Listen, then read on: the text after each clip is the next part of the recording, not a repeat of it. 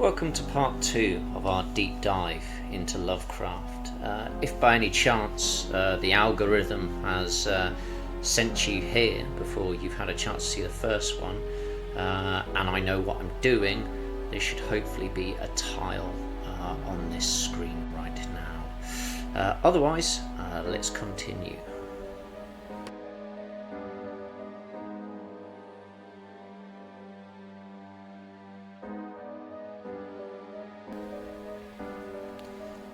There are several common plot threads that run through Lovecraft's mythos stories. The story may start with a focus on an individual who delves too far into the world of the occult, or dark corners where alien entities are going about their business.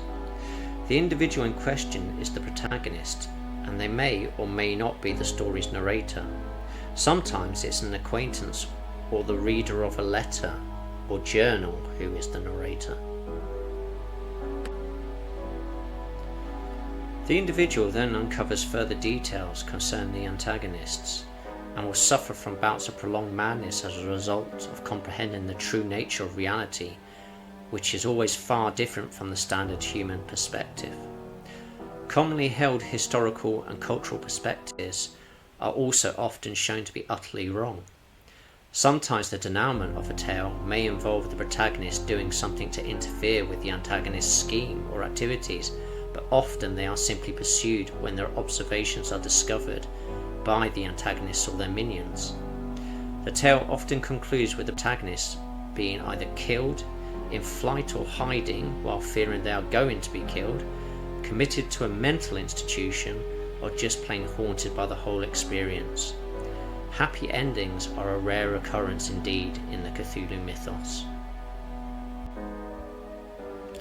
Dream cycle tales typically involve the protagonist's exploration or journey through ancient or mysterious dreamscapes. These landscapes can evoke any number of moods. They can be positive and light-hearted, or they can be negative and sinister. The protagonist will often end the tale by awakening and realizing something profound, which is then accompanied by a mood such as fondness or sadness.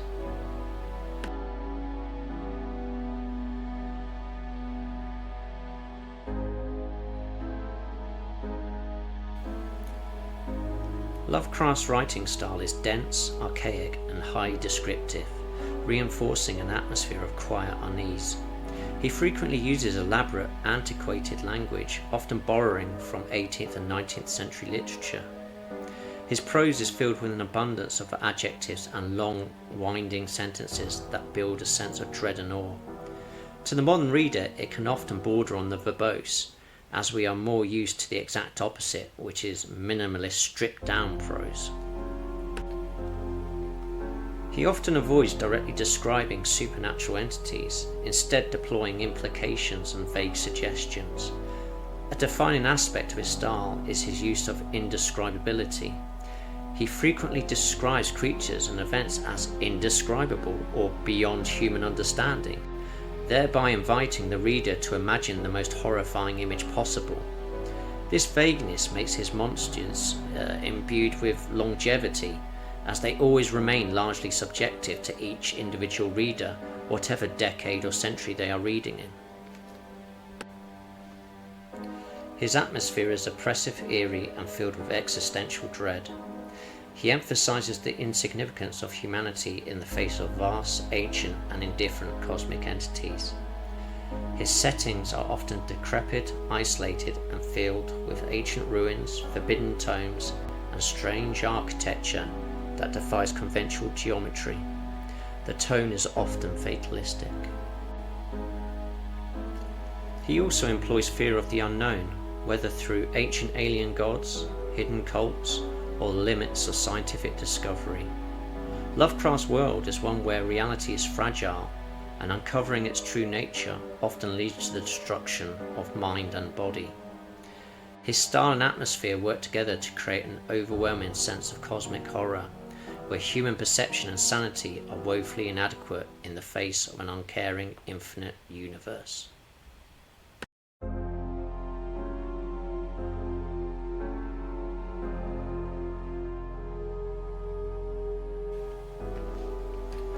The most common themes invoked when discussing Lovecraft are the following, which have already been talked about to some extent in the other sections. The obvious is cosmic horror and the insignificance of humanity in the universe. We also have forbidden knowledge, often achieved via the reading of occult tomes and the subsequent application of magical rituals. Then we have madness and psychological horror, which involves the destruction of the protagonist having experienced the first two themes. And then we have isolation and helplessness, which is to say, once you discover the awful truth, you are automatically beyond the assistance of the rest of humanity and its organs. But for me, there's a far more subtle central theme in play, and that is the true nature of reality is not as it appears. One of my other favourite writers is Philip K. Dick, and I have come to realise over time that once you strip the horror and sci-fi dressing of both of these writers' tales, you find that they are both in fact describing the same phenomena. That is, the inhabitants of human society go about their daily life both mentally and physically under the pretext of a commonly agreed principle as to what constitutes the normalcy of reality. The protagonists of both writers encounter an event, a location, or a party that results in them experiencing mental dissonance and a doubting of the agreed normalcy of reality. As they explore further, they duly discover that nothing they believed or held true is correct, and that the actual nature of reality is far more fluid and far larger in scale than they ever believed. Once this has been discovered, the protagonist can never return back to the original baseline reality, but are instead now marooned in the new, grander alien reality. In PKD's writings, he nearly always concludes by stating that reality is a simulation imposed by a higher power, whereas in Lovecraft's case, he often suggests that the true nature of reality is a dream, perhaps that of a god. I like to think that these fellow travellers are both equally right.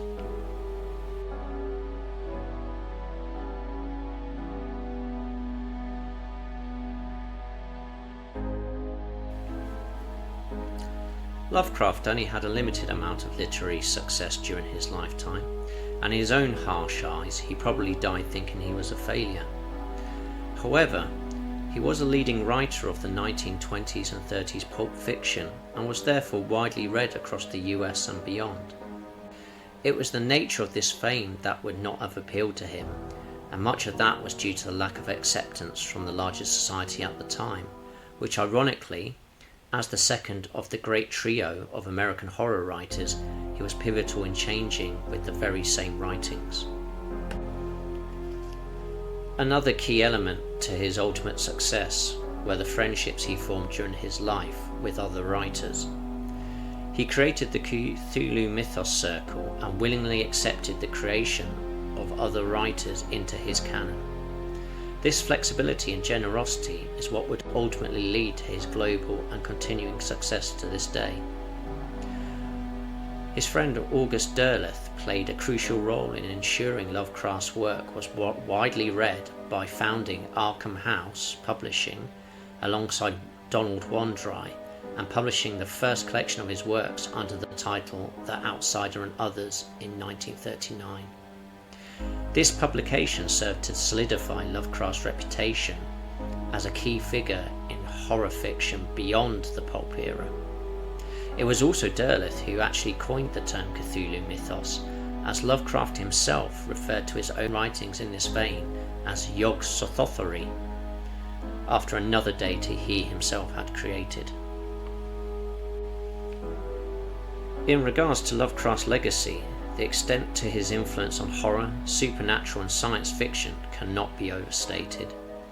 With the popularity of TV and films from the 1950s onwards, his writings, particularly his creations, tone and atmosphere, all steadily became direct and indirect inspirations for other writers, directors, producers, game makers and many other types of artists.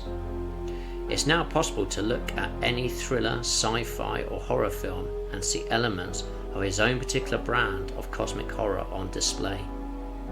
A few such modern examples of more overt successful adaptations or inspirations include John Carpenter's The Thing and In the Mouth of Madness, Reanimator, From Beyond, Color Out of Space, The Void, Annihilation, The Lighthouse, Stranger Things, Event Horizon, The Mist, True Detectives, and The X-Files. The more his work penetrates into the mass consciousness, the more its tentacles spread further and wider.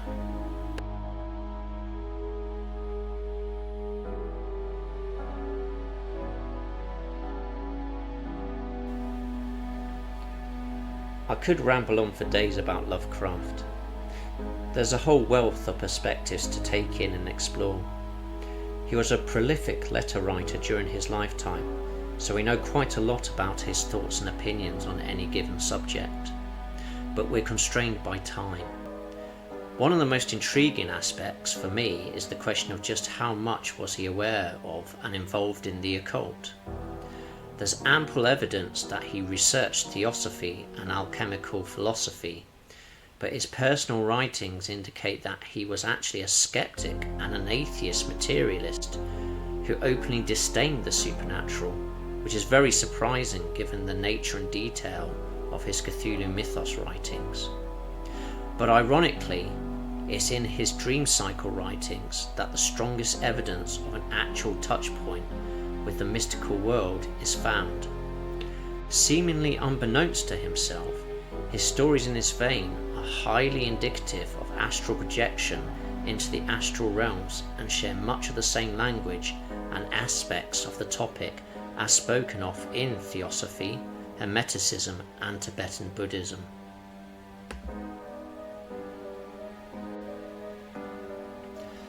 When I first came across the writings of Lovecraft, it was via my contact with Stephen King's work. Lovecraft's gothic stories and their otherworldly nature quickly won me over. At the time, it was very common for me to mention his name in conversation and receive nothing but a blank stare in return. He occupied at that time a very niche corner in literary culture.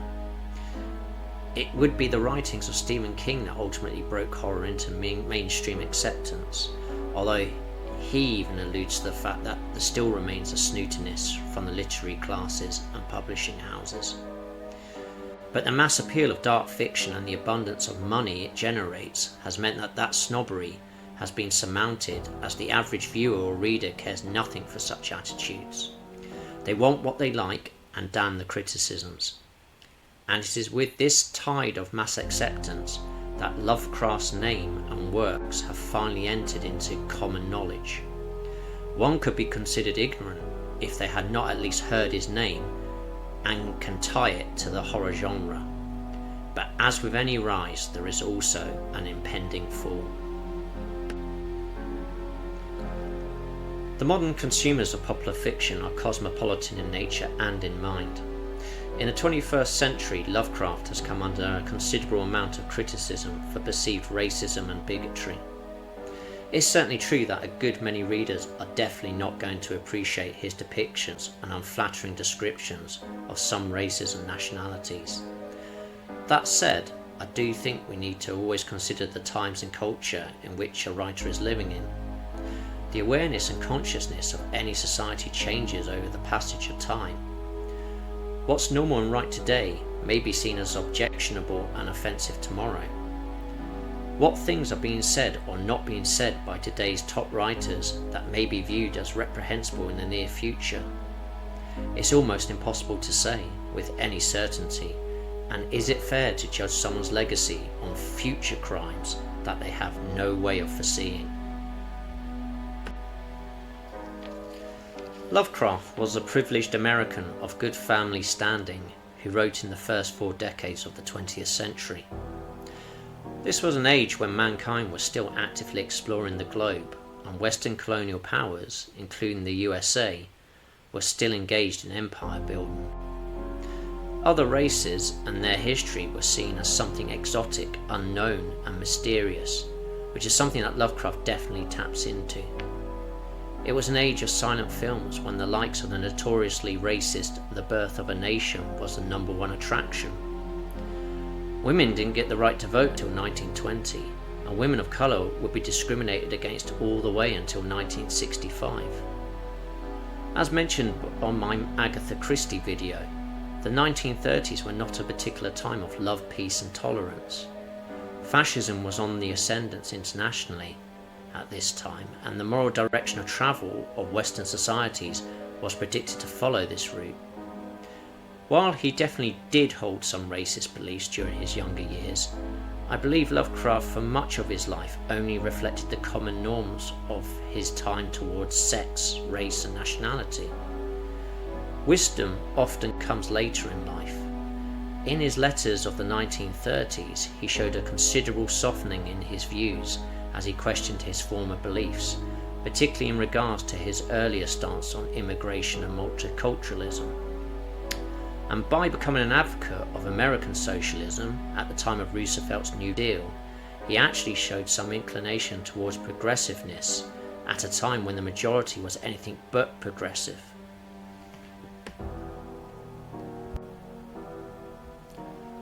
I think in all such cases, when we are looking at authors from before the 1950s, we need to show some maturity and discern nuance. We should definitely give writers who weren't actively championing harmful behaviours and who were within the norms of their time a bit of slack and our understanding, or else we're just going to find ourselves constrained to a moving catalogue of the last 30 years, constantly denying our own past and therefore rewriting it in an inadvertently Orwellian fashion. So, what are your thoughts on Lovecraft's writings? Which of his stories did you find the most interesting or surprising?